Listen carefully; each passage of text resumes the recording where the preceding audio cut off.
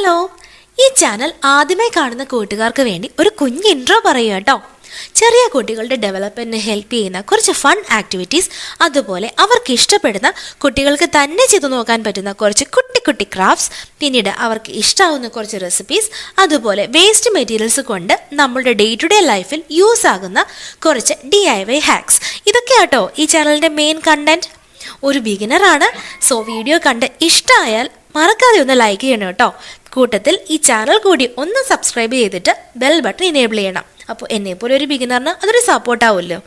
അപ്പോൾ ശരി, ഇന്നത്തെ ടോപ്പിക്കിലേക്ക് പോവാം. വീട്ടിൽ എന്ത് ഫംഗ്ഷൻ വന്നാലും ഒന്നും ബാക്കിയില്ലെങ്കിലും ഉറപ്പായും ബാക്കി വരുന്നൊരു സംഭവമാണ് ഈ പേപ്പർ പ്ലേറ്റ്സ്. അങ്ങനെ ബാക്കി വരുന്ന ഈ പേപ്പർ പ്ലേറ്റ്സ് നമ്മുടെ കുട്ടികളുടെ കൈ കൊടുത്താൽ അവർക്ക് കുറച്ച് ക്രാഫ്റ്റ് ഒക്കെ ചെയ്യാൻ പറ്റും. ഒന്ന് നോക്കിയാലോ.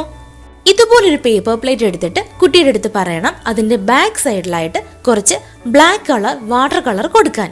അപ്പോൾ ചെറിയ കുട്ടികളാണ്, അവരുടെ കയ്യിൽ വാട്ടർ കളറൊക്കെ കൊടുത്താൽ അവിടെ ഇവിടെയൊക്കെ ആകുമെന്ന് പേടിച്ചിട്ട് നമ്മൾ അവരെ കൊണ്ട് ഇത്തരം ആക്ടിവിറ്റീസ് ഒന്നും ചെയ്യിപ്പിക്കാതിരിക്കരുത് കേട്ടോ. അപ്പോൾ ഇങ്ങനെയുള്ള വാട്ടർ കളർ പെയിന്റിംഗ് ഒക്കെ കുട്ടികളെ സംബന്ധിച്ച് നല്ലൊരു ആക്ടിവിറ്റിയാണ്.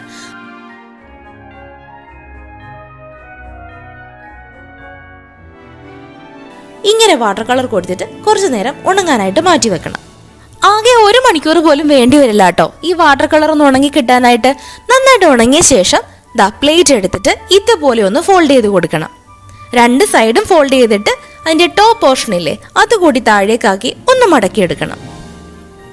എന്നിട്ട് നമുക്ക് ഒരു സ്റ്റേപ്ലർ കൊണ്ട് ഇത് രണ്ടും ഒന്ന് സ്റ്റേപ്പിൾ ചെയ്ത് കൊടുക്കാം.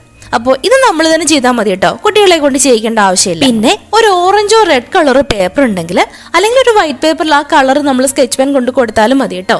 എന്നിട്ട് ഈ ഷേപ്പിൽ നമ്മൾ കട്ട് ചെയ്തെടുക്കണം. അപ്പോൾ ഈ ഷേപ്പിൽ കട്ട് ചെയ്യാൻ വേണ്ടിയിട്ട് നമ്മളൊന്ന് വരച്ചു കൊടുത്തിട്ട് കുട്ടിയുടെ കൈ തന്നെ കൊടുക്കുക കേട്ടോ.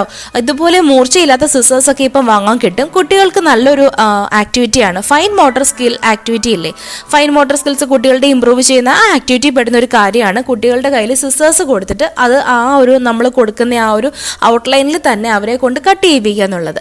അപ്പോൾ ഇങ്ങനെ കട്ട് ചെയ്തതിന് ശേഷം നമ്മളുടെ ആ പേപ്പർ പ്ലേറ്റിൽ ഇതുപോലെ ഒട്ടിച്ചു കൊടുക്കുക. ഇങ്ങനെയൊക്കെ ചെയ്യുമ്പോൾ കൂട്ടത്തിൽ നമ്മൾ പെൻഗ്വിനെ കുറ്റി കുറച്ച് കാര്യങ്ങളോട് അവരുടെ അടുത്ത് പറഞ്ഞു കൊടുക്കണം കേട്ടോ. പെൻഗ്വിൻ കാണുമ്പോൾ ഒരു അനിമലിന്റെ കൂട്ടൊക്കെ ഇരിക്കുമെങ്കിലും അതൊരു ബേർഡല്ലേ, അതിന് ഫ്ലൈ ചെയ്യാൻ പറ്റില്ലല്ലോ. അപ്പോൾ പറക്കാൻ പറ്റാത്ത ഒരു ബേർഡാണ് പെൻഗ്വിൻ.